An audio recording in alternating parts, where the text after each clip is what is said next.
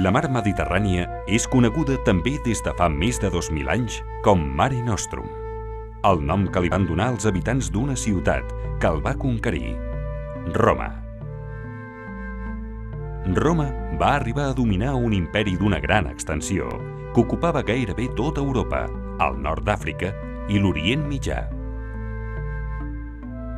Això es va aconseguir tant per la força disciplinada de les seves legions com per la seva capacitat de gestionar els territoris conquerits, imposant la seva tecnologia i les seves institucions socials i jurídiques als nous territoris, als quals varen conèixer una pau i un desenvolupament impensables abans de l'arribada dels romans.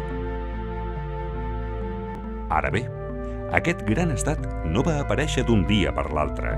Va anar estenent-se des del cor d'Itàlia fins uns límits inimaginables pels seus primers pobladors, convertint a Roma en el centre de la civilització occidental. Va haver-hi una època en què realment tots els camins duien a Roma. Les vies romanes constituïen una xarxa que permetia comunicar qualsevol racó de l'imperi amb el seu centre. Els romans varen arribar a la península ibèrica l'any 217 a.C. per Empúries, tractant de tallar la rereguarda dels cartaginesos i guanyar el seu gran cap Anníbal en la Segona Guerra Púnica.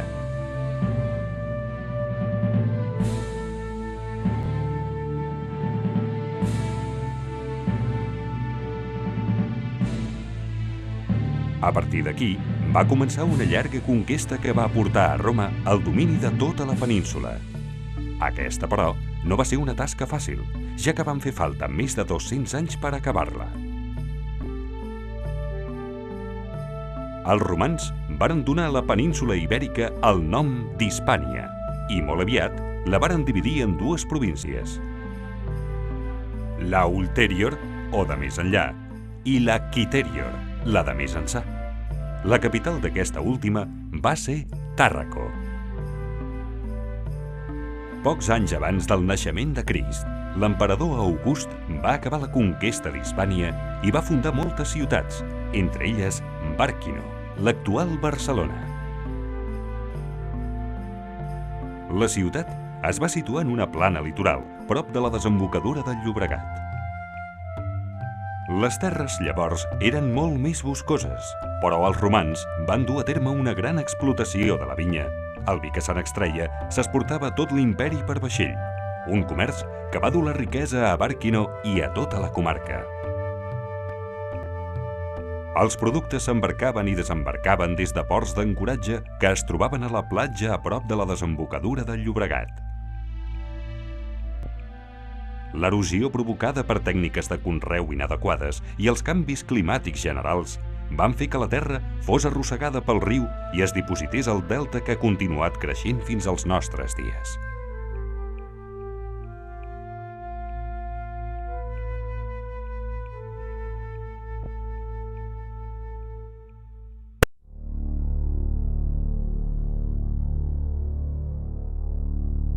Des del segle IV fins al segle II abans de Crist, existien una sèrie de poblats situats dalt de turons que centralitzaven l'activitat econòmica i social del territori que controlaven.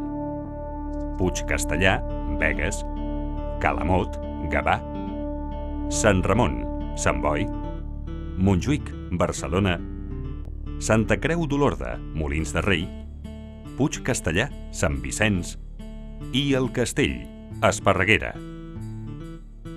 Dins de cada territori havia petits poblats que servien per l'explotació dels seus recursos naturals i agrícoles. Altres, en canvi, tenien un caire més defensiu. La concentració de jaciments es dona a la banda dreta del Llobregat. Potser es podria relacionar aquest fenomen amb l'inici de la utilització intensa del port de les Sorres. El territori comença a transformar-se a la segona meitat del segle II abans de Crist i perdura fins a l'aparició de la colònia Bàrquino. En aquesta època es van substituint a poc els poblats ibèrics per viles romanes. La concentració majoritària dels jaciments d'aquesta cronologia dibuixa un arc que encercla la façana marítima. La fundació de Bàrquino va suposar també la reorganització de la xarxa viària regional i l'ordenació del territori en un sistema de repartiment de la terra mitjançant quadrícules, el que els romans nomenaven centuriació.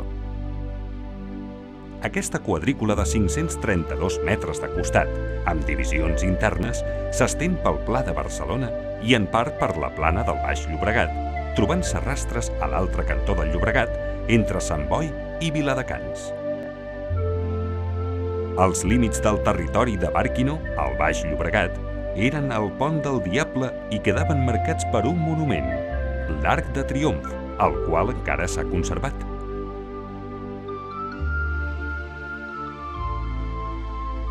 Aquest monument va ser realitzat per les legions Quarta Macedònica, Sexta Victrix i Decima Gemina, les mateixes que van fundar Bàrquino i Caesar Augusta, Saragossa. Al fundar Bàrquino es va construir la Via Augusta. Aquesta tenia dos ramals, un que circularia pel camí més curt entre Bàrquino i el Pont de Martorell per tal de comunicar la ciutat amb la resta de la xarxa viària, i l'altre que es separaria del primer prop de Montjuïc. Després de travessar l'Hospitalet i Cornellà, passaria el Llobregat fins Castelldefels per tal de comunicar la ciutat amb el Port de les Sorres. Aquesta branca marítima tindria un altre ramal que, partint de Cornellà, tornaria a enllaçar amb la branca principal de la Via Augusta entre Sant Joan d'Espí i Sant Feliu de Llobregat. Probablement, aquest traçat constituiria també un dels límits de la divisió en parcel·les en aquella època. El motiu dels nous assentaments al Llobregat cal buscar-la en l'existència del Port de les Sorres, que permetia la sortida i entrada de productes i l'explotació en un primer moment de la mineria de ferro. A partir de la fundació de Bàrquino i amb l'explotació del conreu de la vinya, va permetre l'exportació a gran escala del vi de la Laietània per tot l'imperi romà des de mitjans del segle I abans de Crist al llarg de més de 100 anys.